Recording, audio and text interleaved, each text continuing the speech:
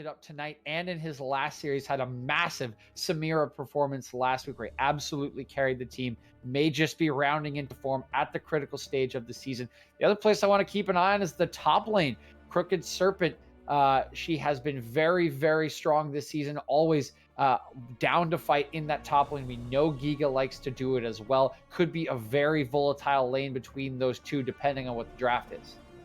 Yeah, and as you speak of it, here it is. Akuma Glaives taking on Lotus in our second series of the night. No break. We don't stop the action here at Excellency. So rolling right on into the draft between Akuma Glaives and Lotus. And as things play out in draft, this can set the tempo for a lot of teams. We just saw in our first series, VPO brought firepower to their draft. They brought the big AoE ult and profit, and it paid off. They were the ones that were making aggressive plays with that raw power, and it certainly was very beneficial for them in picking up their win. Now, it's Akuma Glaives and Lotus looking to do the same as we just wait a little bit longer to find out what is going to be banned away and picked here. Very powerful champions still in the meta. Things like the Kaisa, things like the Hecarim can be contested for that early game and even late game pressure. So I'm curious where the drafting pressure is going to go towards this time around. Yeah, I think we might be having a slight issue with the draft software at the moment. So we'll give a second for the teams to remake that, maybe expand upon some of those power picks. I know a lot of things will be focused on that bottom lane with some of the champions that you mentioned. Kai's obviously very strong. A lot of meta 80 carries still have not been nerfed as of yet. Some have. We've had a little bit of change since the last patch, and obviously Viego also enabled could change things a little bit. But a lot of draft capital, I would imagine, will be allocated by those two teams to the side, to their bottom lanes, excuse me. I'm not exactly sure. I've seen Giga play some of the tanks in the other. Oh, we finally do have the draft software working, excuse me. That one is up, and we can talk about some of the bans that are coming through. Just wait for that one to pop up on stream here in a second.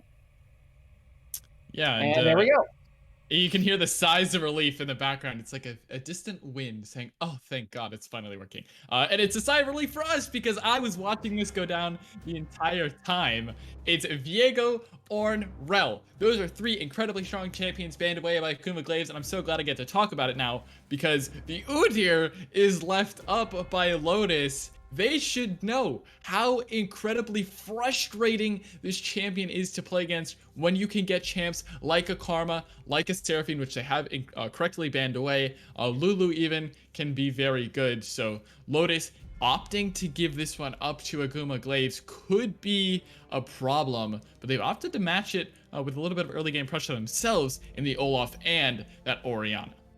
Yeah, I'm a little surprised by the priority from Lotus in this draft. Udyr is absolutely at the top of the jungle meta. We've seen what has happened in the pro scene to teams like TSM who have not prioritized this champion, whether in the first pick or the ban. They get absolutely flash bear slapped by the Udyr in the game. And Udyr is someone that succeeds against Olaf because Olaf is a champion that needs tempo in the early game. He needs to farm faster than his enemy jungle, get into their jungle, get up into their business. And I got bad news for you.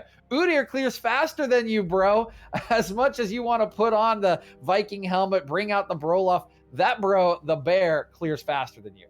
Yeah, the deer is here, and he's going to show up everywhere. As Akuma Glaives looking to use that power pick to absolute optimal expectance. But Lotus going for the Orianna surprises me a little bit. Yes, it's a safe blind pick as we have to get word on what that second pick is. It is not quite available to us just quite yet. We'll keep you updated as we know. But regardless, it is Ezreal and Sivir for these two marksmen, two incredibly safe AD carries. Ezreal, of course, has an Arcane Shift always at his in his pocket. Sivir, though, has a spell shield and on the hunt for the ultimate. Lots of move speed, lots of safety as well. So Akuma Glaives not really looking to pressure that AD carry position, but looking to buff up their junglers. Yeah, and I think that Sivir, taken in response to both the Udyr and the Galio, which is that blank pick that you see for Akuma Glaives to pair with the Ezreal to finish out their round one. A little interested to see the Ezreal come out. This is not a champion we've seen a lot of.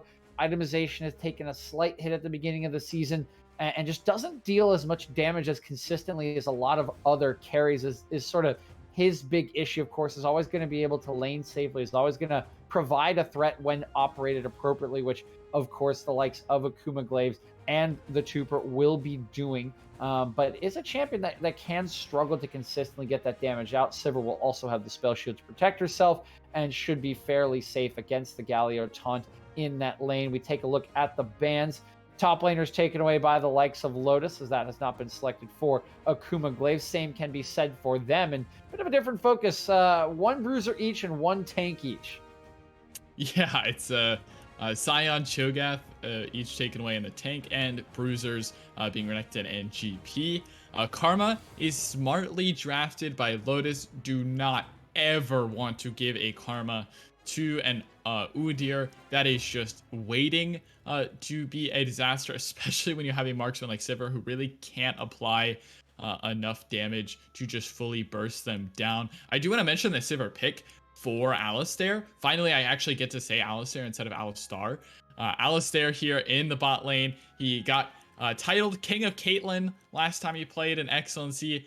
He's very well known for his Sivir as well, so it's something I love to see. We might be seeing a little bit of Duskblade Dark Harvest technology tonight.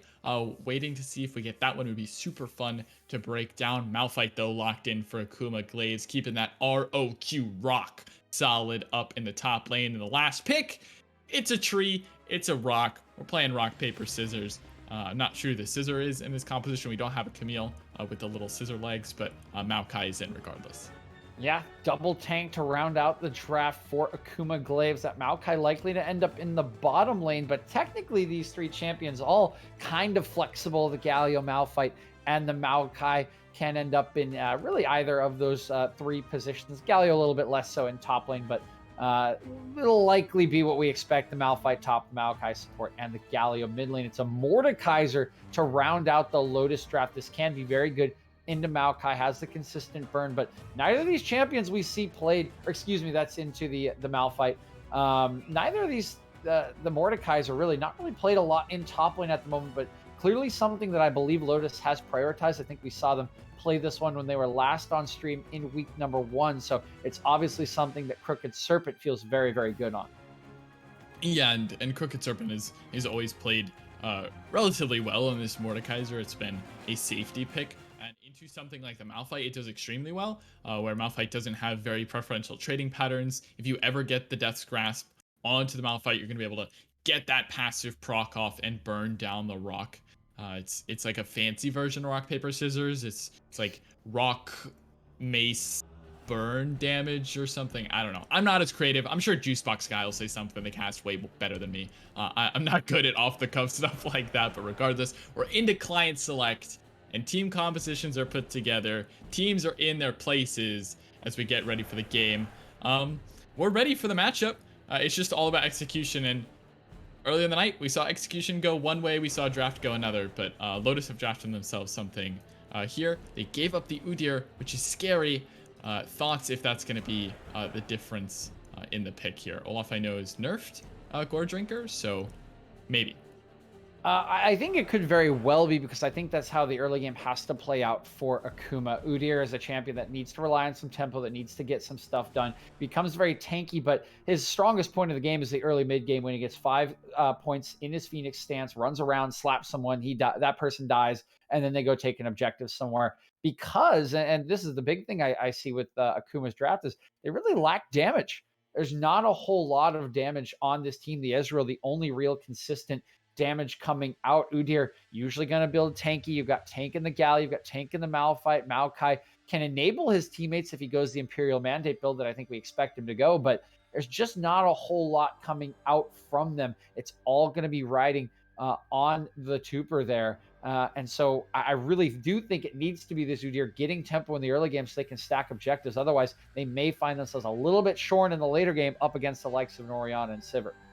And Ezreal is not the champion known to dish out incredible amounts of DPS, especially in the early game. More of that safe pick along with the Sivir. So again, both these teams really looking at their junglers saying, hey, all on you. And for Lotus, they're all inning on their new jungler. This is a new player to Excellency Heavy that we have not seen debut. And to put him on something like an Olaf, to give him a Sivir, an Orianna, and a Karma to back him up, speed him up, give him the ball delivery, it's a lot of pressure for someone like LZ to just come in, debut, get that carry, say GG and move on to game 2. But Lotus confident in their new jungler, just despite him being new.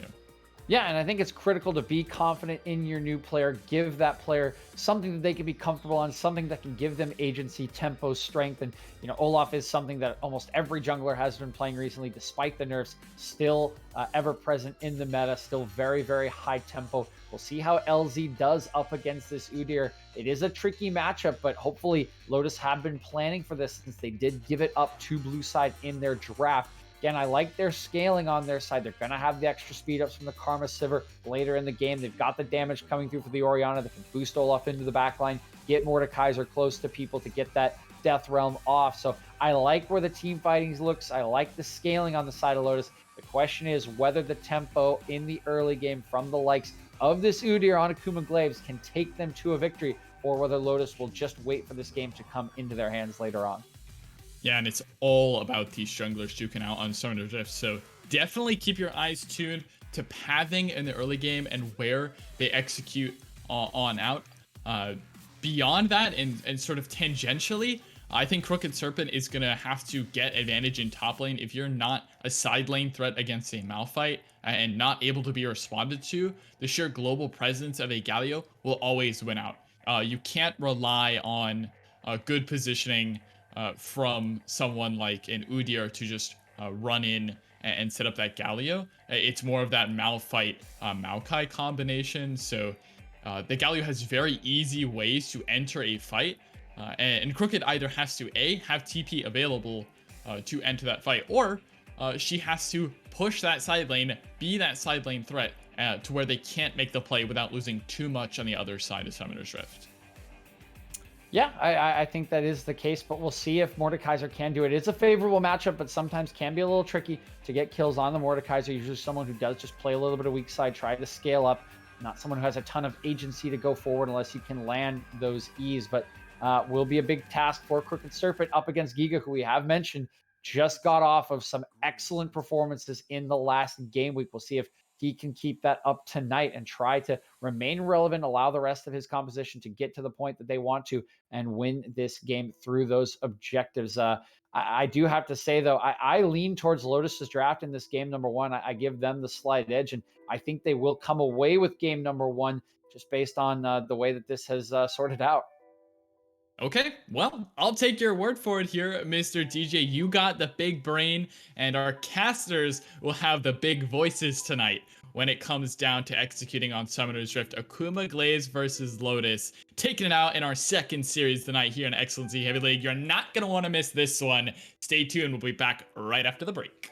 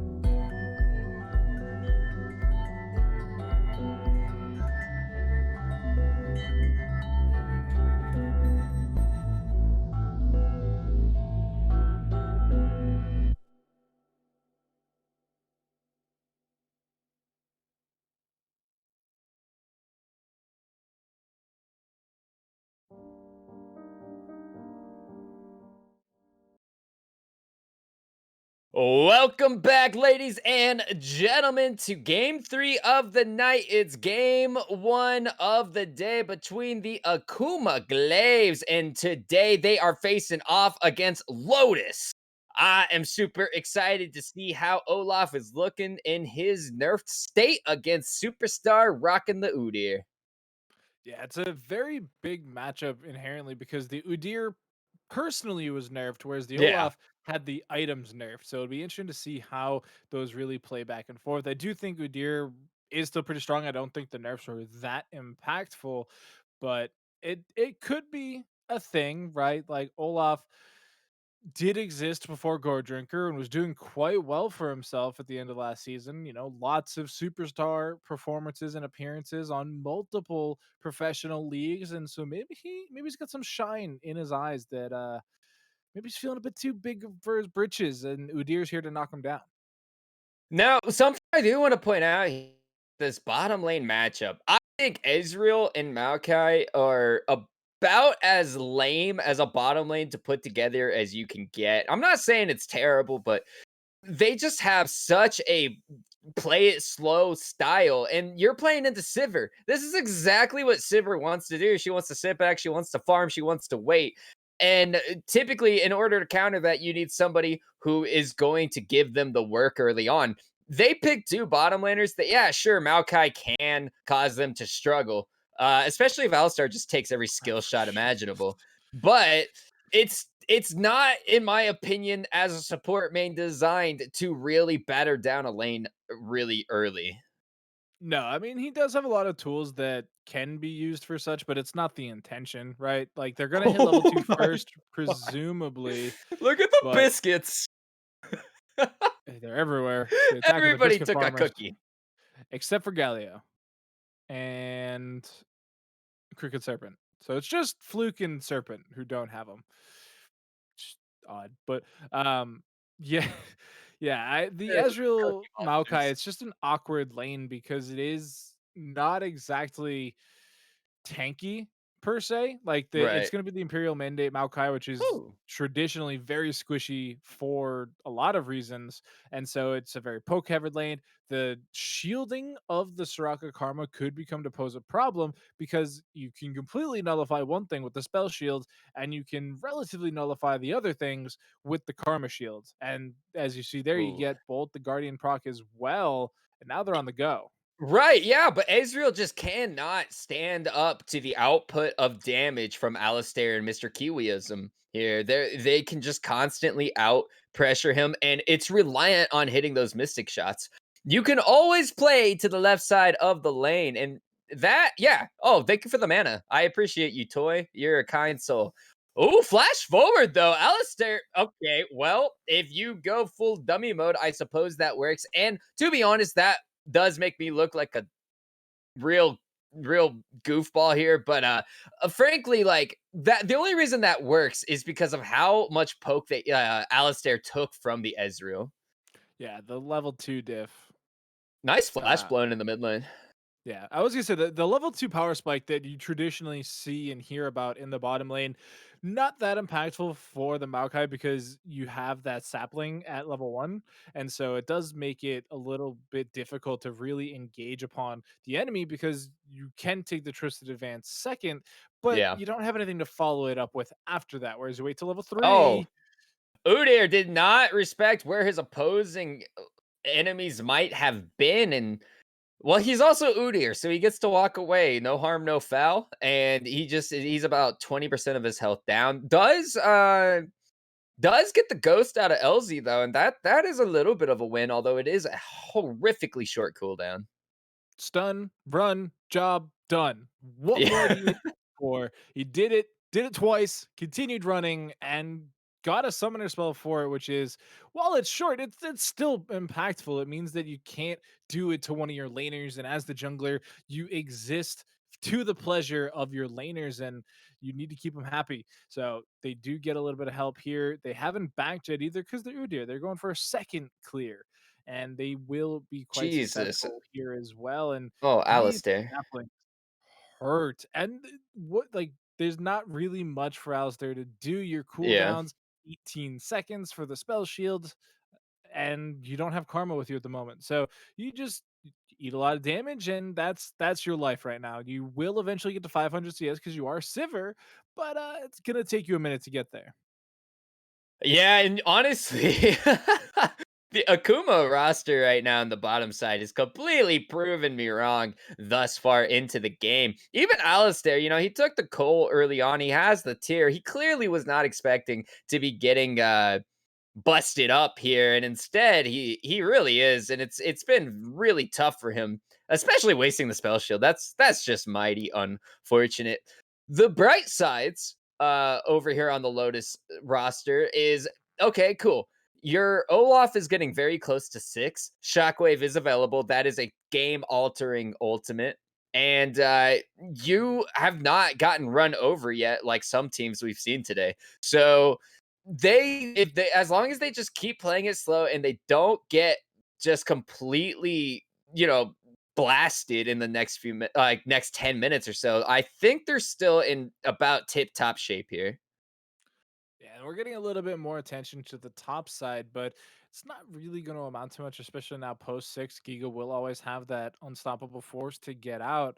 And, we're talking about a lot of the different matchups here tonight. Obviously, we did just watch VBO 2-0. And why that is important is because coming into the week, Akuma Glaives were second in the leagues point wise with 11 points, only behind Glaive Amethyst. VBO, while having the exact same score line across the league at 8-4, we're still down a point comparatively. And so it does mean that if Akuma Glaives can win this series as well, then they will keep a hold of their lead and they won't fall behind. And Vlad Banners will have to continue the win streak. But for now, it's up to them to hold their spot. If they lose this series here against Lotus, then Lotus actually gets a hop up in the standings as well and could be then tied up with, YO Boomers, FGCU Thunderbirds. Well, actually, they're tied with Thunderbirds right now. So it would be that Boomers slash Akuma Glaives team. So that's meaningful. That is the Yeah. difference between third and sixth. Yep, and that is the awesome part of having a league that is so middle of the pack centric for the time being. Everybody is one game at any given moment from getting to third place or from falling out of the playoff race entirely, or at least on the cusp of it. So, yeah, every single game really does matter right now, and you are desperate to get those 2-win series here. You are desperately avoiding getting 0-2'd, and honestly, going 1-1 doesn't help you that much. It gives you a little bit, but honestly, it's just it could honestly still risk you getting knocked out to the bottom, if depending on how all the other middling teams do. So yeah, this game's super important for both squads, and Yeah, it's gonna be really tough it is not for looking Lotus good. to stay alive here. This bottom lane is just so interesting because the early advantages gained from this Maokai here are completely invalidating what you would typically expect from the Sivir Ezreal matchup. A lot of times you do just see the wave clear become overbearing, and there's not a whole lot that Ezreal can do in the face of overwhelming wave clear. But because of how much poke and just engage potential the Maokai has at this stage, it's completely negating that. We're seeing the Ezreal getting this 12 CS lead, the 2-wave lead, by the way, on top of that first kill. There's just so much gold in the pocket already. As we take a look here, it's 1,700 in the bank right now, on top of a total of 3,300, comparatively to the 1,800 in the bank, 2,700 total there for Alistair, who is down 2 kills Yeah. effectively. Yeah, and what's really curious is look at that coal purchase, right? It's at 50. She has 62 stacks. All right, LZ's not going to be able to get anything done. They have 62 CS in total. So that means that after that first death, Sivir went back and was like, okay, yeah, no, I'm definitely going to buy the coal here. I'm feeling good about this one. Typically not what you expect from that early coal take. It Ooh, does mean superstar. Okay, gets the stun. Ragnarok to follow up. Fluke whiffs everybody on the stun, and or on the taunt rather. Crooked Serpent, though, had a sliver of health and about to go even lower. The Mystic Shot narrowly misses. Cooper could chase this, however, the Blast Cone means Crooked Serpent will be able to get herself to safety. And that was a lot to happen for nothing to happen. Very close on both sides. Multiple members of both teams going extremely low. Fluke just finding themselves wrong place, wrong time, just barely makes it out with the hero's entrance and somehow finds a little bit of help afterwards, as well as, we do see LZ and Cricket Serpent going quite low on the side of Lotus there. They do still get the Herald on the side of Akuma Glaives, which is going to become impactful. It's a little after the 10-minute mark, so there is still technically a chance that they use it and don't get any plate gold. But I have to imagine they're going to try and use some of the pressure they've gained themselves elsewhere on the map to really make use of that. Even if they just go bottom lane, instead is this the play? Oh, into the I ultimate don't goes know. Superstar, and that is not where you want to be as Udyr. Giga on the outside looking in, and the second that ultimate wears off, Crooked Serpent has to back off. The bright side here is that Mordekaiser could keep Oh that no. Udyr from getting. Well, Fluke is Wait. just. Oh, dives the tower, bops him a few times, and Stone beats Sivir. That was a pretty unfortunate series of events for Alistair. Does hold on to the flash, and I wonder if Alistair had managed to flash there, if he could have, gotten the kill back onto Fluke. It would have been really tight. I think flashing the Justice Punch there was the best case scenario, but even I didn't quite think it was going to connect. It was interesting spacing there, but yeah, that's kind of something you have to flash there, considering it was the catalyst for the kill. We're gonna Oh, get the Herald in a bit of an awkward spot, but ball delivery system unsuccessful, and they just leave that dragon behind. That's two dragons now over to the side of the Akuma Glaives, and they are getting really greedy. They want the blue buff as well. JVL has 0 mana. LZ is trying the best he can to keep that blue buff on the JVL, but eventually gives up on it. And Superstar, you are being a nuisance. This is just cruel. Brings a Maokai with him, and a tree in the pocket is worth sending LZ to the gray screen. Superstar gonna snag up a kill for himself and a mid lane outer turret to follow. That stun, run, that job done. Like, what more can you ask for? He's oh. bullying the Olaf. He's a drummer in a band, and he can't get any reprieve from the paparazzi Udyr. Giga is here.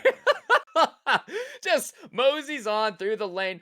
Nice unstoppable force on to 2. It is gonna be Mr. Kiwiism that could be going down here. Gets rooted up, gets knocked back. Kiwiism running away, gets the heal though. And Tooper, you gotta start firing some shots towards the opponents. He literally E'd in and queued a minion to get the CS. That's a Chad move.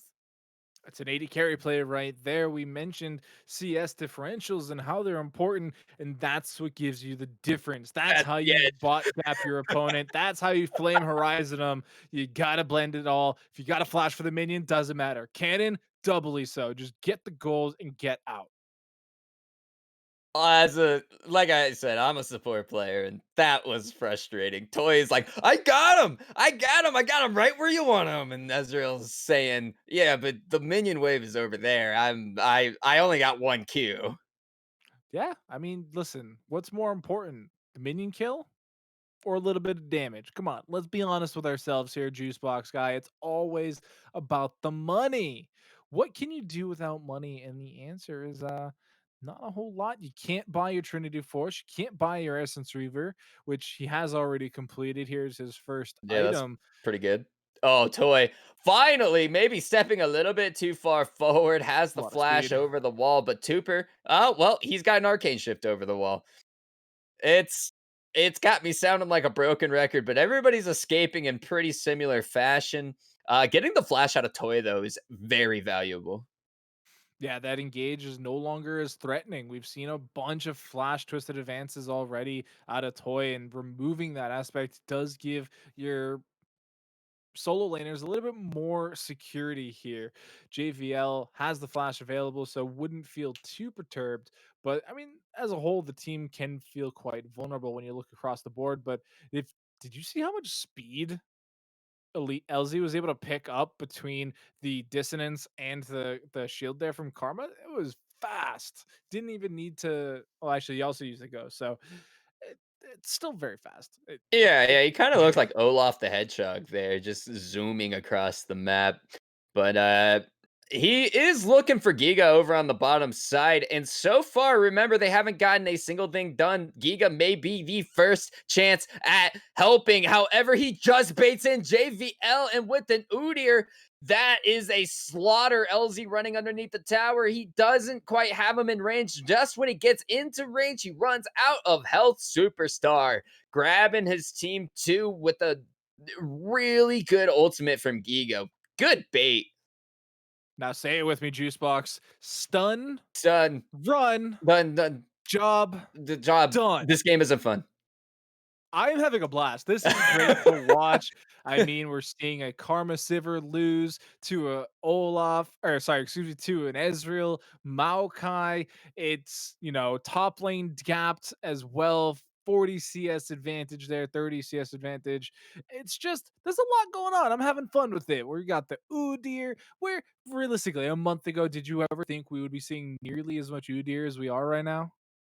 Realistically, no, and that was a fantasy world I lived in. Udyr, honestly, it can be one of the most oppressive champions in the game. And the thing is he's not just obnoxious like a Malzahar is, where you get ultimate and you sit there and time out while everybody kills you.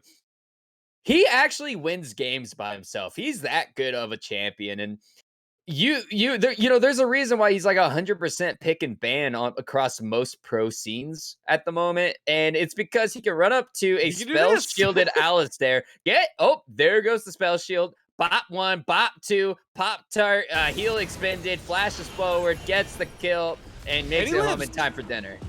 And he's alive. Doesn't even scratch the surface. Giga, though. Yeah.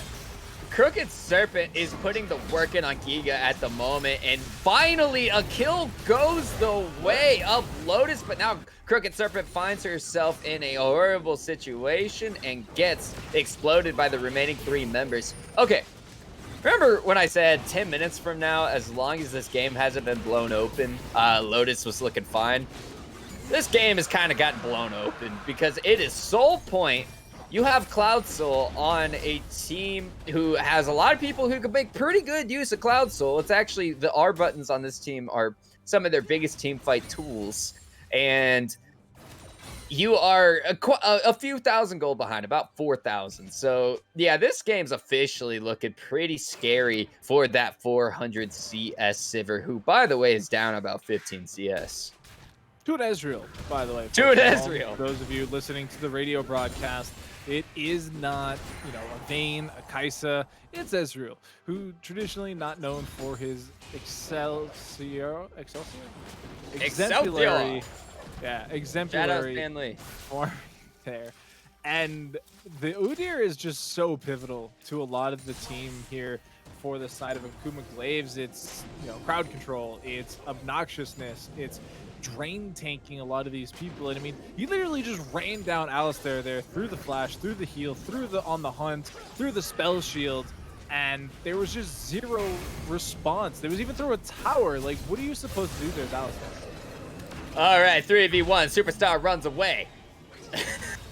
Phase rush, bro. It's incredibly strong, and it is the reason we're seeing a ton of people still pick it up, even through a couple nerfs throughout the season, because it's still great. Movement is king, and it allows you to escape a lot of bad situations, and Superstar has been doing that all game. They're causing a lot of mistakes from the Lotus team that the rest of Akuma Glaives can really call out and punish.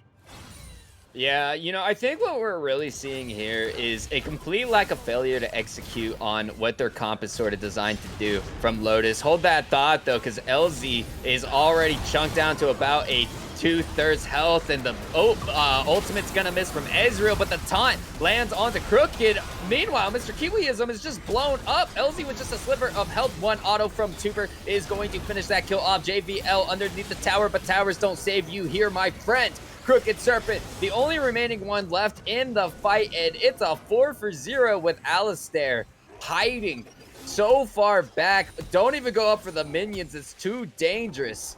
And that's going to be Baron, Doctor. That's a 20-minute Baron. That is the second 20-minute Baron of the night that we are seeing.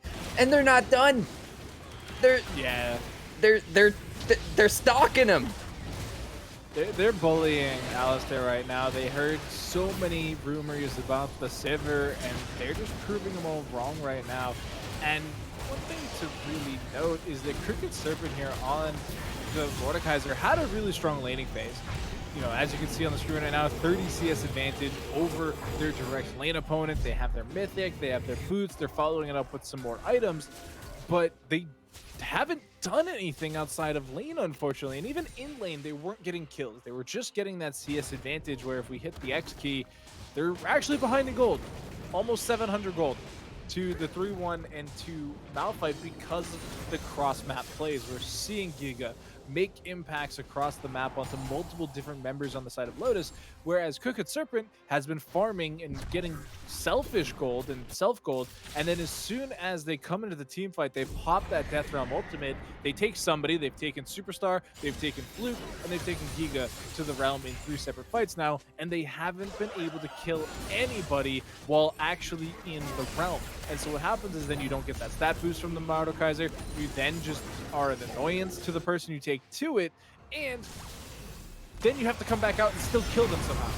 All right, JVL knocked off the map immediately. Superstar in a 1v3 takes 2 tower shots because he is way far ahead of his team. And that is going to be the end of that one. Dragon's up in about 50 seconds, but no, you're totally correct. And when I was kind of alluding to earlier with talking about how they failed to execute their team comp, Okay, so Superstar is going to take all the CC in the world. He's still alive. Ultimate on top from Galio. Crooked Serpent standing in the middle of a whole lot of people. Has Superstar in that death realm. Superstar dodges another one. Toy will finally die to Alistair. Superstar flashes over the wall. He is long gone, but the bottom lane from Akuma is dead. Now it is Fluke who will be dropping next. This could have been a game-saving play for Lotus. They finally take a team fight because the int was just too hard, and now Dragon Soul will Superstar just kills them all here. Protected. Superstar, though, I detest that if he can. Do it. Flash on Alistar. He's sneaking in. Doesn't have flash. He already flashed out of the base with it. Dragon is getting taken down. Crooked Serpent trying her best to keep this Udyr away from the play, but they just can't catch the guy. I mean, they have Karma, the speed up queen, and they have Sivir, the heir to the throne, and it doesn't matter. Now Superstar is gonna try to get a kill. Superstar is pounding on JVL. There's the shockwave. Can they kill him? Alistar. Oh my god. Bro! Alistair! My guy! You have an immortal shield bow. You didn't have it actually. Alright, caveat. Didn't have it at the time. So I will forsake that death. That's okay. That's acceptable losses there on the side of Sivir. Oh, man. Superstar is definitely living up to the namesake right now. Yeah, I mean, like, they just don't have the tools to lock him down for long enough. And, you know, in a team fight scenario, they could do it in a 1v4, right? They have the shockwave they used on the hunt. They used the Ragnarok to go through the stun. Mr. Kiwiism hit him with tons of stuff. So, yeah, in a 1v4 scenario, it's possible for Superstar. In any other scenario, it is just not happening. And yes, they stopped the soul. Oh god, Mr. Kiwiism, you don't have the backup to walk forward into your jungle. Come on, you silly goose. Anyway, so it's just such a violent affair And I don't know what they can do in terms of this compositional difference.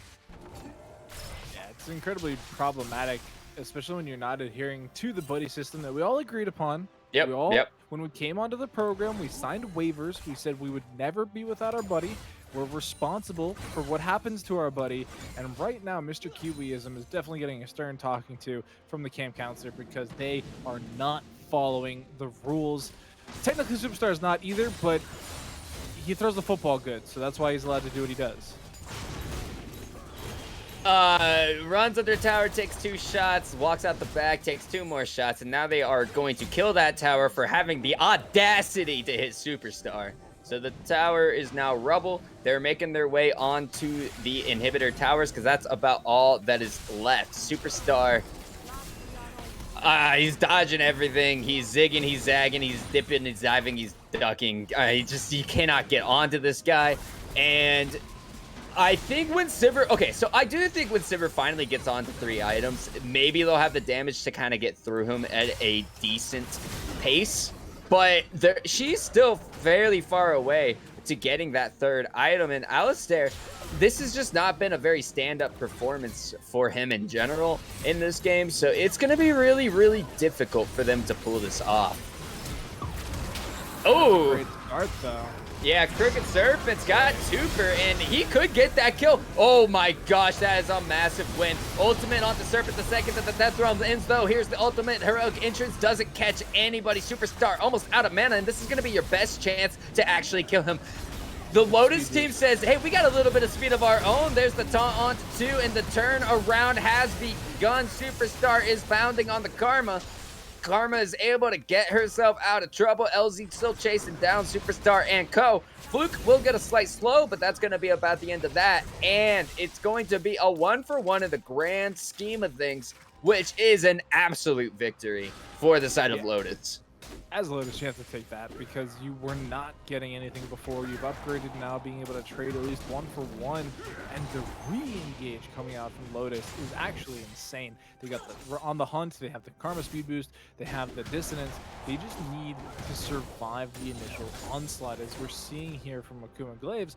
Once they blow everything and they use all their abilities and they get into the team fight, they don't really have a whole lot to get out. And every time they try to run away, the on the hunt gets popped, Karma shields come in, and Lotus is right on top of them for basically until they kill somebody else. So the only one who's really able to escape it is Superstar, but he needs mana to do that to keep the stacks going. And as we saw at the end of that last one, he just ran out of mana, just used barely enough to get one last Phoenix into Bear and survived. And it's another Death Bush, which it worked before, they'll work again, and they're gonna give up on it. Yeah, well, you know, I don't think that there was any shot for that Death Brush to work because Lotus has to stop this soul, right? They don't want the soul to go over, so they're gonna be naturally kind of walking over to that dragon area. They've already been punished for checking brushes a few times. You'd hope by now they'd have the common sense to not just walk in as a split team into a brush, and even as a full team, you probably still lose. So yeah, they're gonna deny the soul take because of those 3 dragons earlier acquired by Akuma. Akuma gets the free Baron because of it, and it's just it's a bad situation. It could honestly be a lot worse though. It's not looking good to begin with. It could be worse, but I don't know about how much worse, as we are seeing them knocking on the 2 separate doors here on the House of Lotus. They have these Baron-powered minions, and a lot of the wave clear when Alistair is not involved is magic damage, which isn't quite going to cut it into these Baron-powered minions. It is just a bonus that the back door is protecting him from Superstar. This could be big. Fluke is so low, and while yes, Sivir is rooted, has the spell shield to get away from the first burst. Karma's going to keep her shield, and it's Shockwave on the 4! Cooper with a sliver of health, he will be dying as well. Yes, Udyr is getting the middle inhibitor, but who gives a crap? Giga will be dropping as well, and now it is a 1v4 Superstar versus the world. He didn't even get the inhibitor. That was magical from Lotus.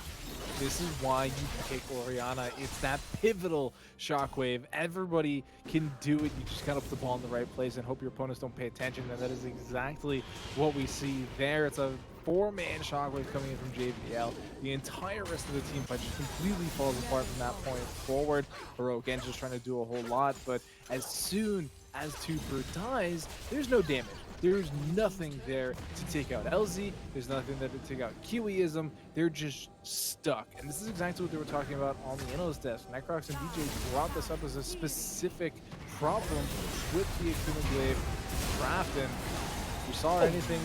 1v3 with Superstar. Fluke has joined the fray. Alistar able to spell shield off the taunt. Kiwiism will die. However, Alistar has items. What are you guys doing? You cannot just disrespect this Sivir anymore. She is very powerful. Nature's Grasp is coming in hot. Crooked Serpent's gonna be a champ and tank that up.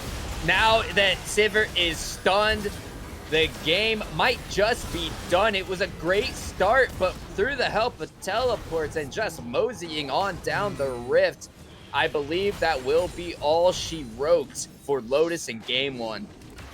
That happened. That's a bit tragic for Lotus fans at home. They looked like they were heading to the moon, and instead, they didn't. The teleport plays coming in from Fluke and Giga just really kind of saved it. Although it's not over yet. There's still this Orianna here who could be doing some stuff. Tower's down, but... yeah, 2 people on just a sliver of health. Toy will die. JVL in her own fountain falls as well, though. And yeah, that's gonna be all she wrote on this game.